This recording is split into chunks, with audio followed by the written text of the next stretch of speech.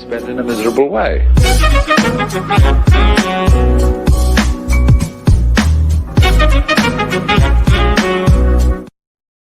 U.S. News conservatives say Trump caved, but confident he'll get wall the Sacramento Bee. January the 26th, 2019, 09:57 p.m. No retreat, no surrender is how President Donald Trump frames his decision to temporarily reopen the government while still pursuing a border wall deal.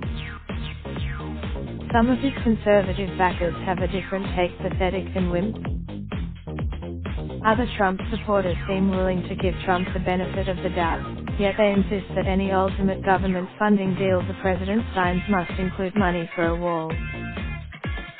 Trump defended himself Saturday from the conservative backlash to his decision to end the 35-day-old partial government shutdown, the longest in U.S. history, without money for his promised border wall. He said if he did, for the most comprehensive local coverage, subscribe today. After he announced his decision, a New York newspaper headline dubbed him Caveman. Conservative commentator Ann Coulter, a big wall supporter, called Trump the biggest wimp ever to occupy the Oval Office. A conservative, Trump insists he did cave to anyone and said the standoff with Democrats was far from over. Negotiations with Democrats will start immediately, Trump tweeted on Saturday. Will not be easy. Earlier, Trump tweeted this was in no way a concession. It was taking care. In California for a meeting of the Koch political network, Trump supporter and Koch donor Doug Deason of Texas said he was severely disappointed that the president agreed to reopen the federal government. Deason said we hired him to go shake up D.C. We did hire him. While some of Trump's backers have lobbed insults at the president, others are willing to give him more time to negotiate. I am a pragmatist. I understand when Falwell encouraged Trump to declare a national emergency if Democrats haven't agreed to all funding by the time the current deal expires. Another evangelical leader with Trump's view, Family Research Council President Tony Perkins, said the president was smart to end the shutdown, even if some conservatives are angry. In this round one, the president was the one who appeared to be the more reasonable one. He was willing to negotiate, yet Perkins, like other more forgiving Trump supporters, acknowledged that the president must ultimately craft a deal that includes funding for the border wall.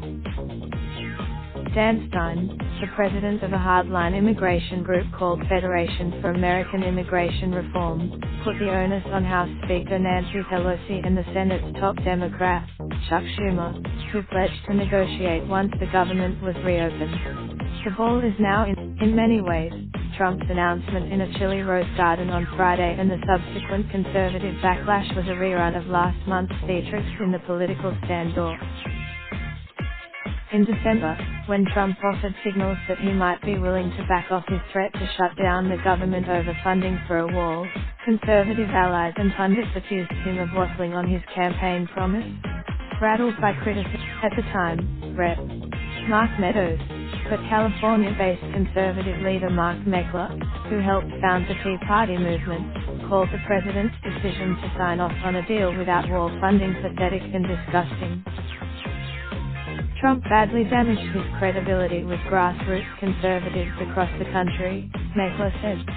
During the shutdown, no way would I go on the radio anytime again in the future and say the president and I believe, Meckler said. Certainly, he brought his troops on the battlefield with an absolute promise. And then he walked away. January the 27th, 2019, 07:00 p.m. President scheduled to visit the southern Philippines where suspected Islamic militants bombed a Catholic cathedral, killing at least 20 people. For the most comprehensive local coverage, subscribe today. Real-time updates and all local stories you want right in the palm of your hand. Raindrop, drop top smoking, no cooking the hot pot. Fucking on your bitch, yeah, that. Looking up, open the park pot.